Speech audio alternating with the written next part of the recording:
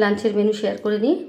এই যে লাল শাক ভাজা, এটা হচ্ছে চাল কুমড়ো ভাজা পেঁয়াজ দিয়ে শুকনো লঙ্কা দিয়ে, সঙ্গে স্যালাড, আর এটাতে ভাত তো আছেই। এই যে ইন্ডাকশানেই ভাত করি আমি প্রত্যেক দিন। আর এটা হচ্ছে, যদিও কেউ করে না, কুকারের মধ্যে আমি প্রায় দিনই তরকারি করি, যেগুলো ডাটা বা একটু শক্ত ধরনের যে তরকারিগুলো সেদ্ধ হতে টাইম লাগে, তো আমি কুকারের মধ্যে করে নিই। যেরকম করে তোমরা কড়াইতে করো সেরকম একই নিয়মে করি, শুধু কুকারে করে একটু তাড়াতাড়ি হয় বলে। তো এটা আমি এখনও নাড়িনি, মানে ঘাটিনি এখনও। এটা একটু ঘেটে নিতে হবে নামানোর আগে, পুরো ভালো করে মিশিয়ে নেব।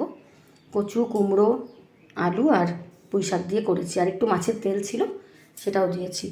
আর এটা হচ্ছে ভেসা মাছের ঝোল, যেটা আমি কচু দিয়ে করেছি।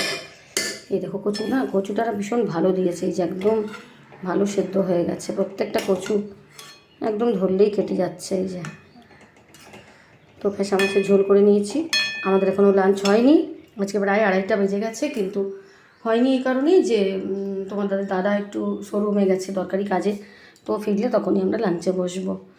তোমাদের নিশ্চয়ই খাওয়া দাওয়া হয়ে গেছে, কাদের কি লাঞ্চে আইটেম হলো আমাকে কিন্তু জানাবে কমেন্ট সেকশানে। বাই, এখনকার মতন আসি, আবার নেক্সট ভিডিওতে দেখা হবে।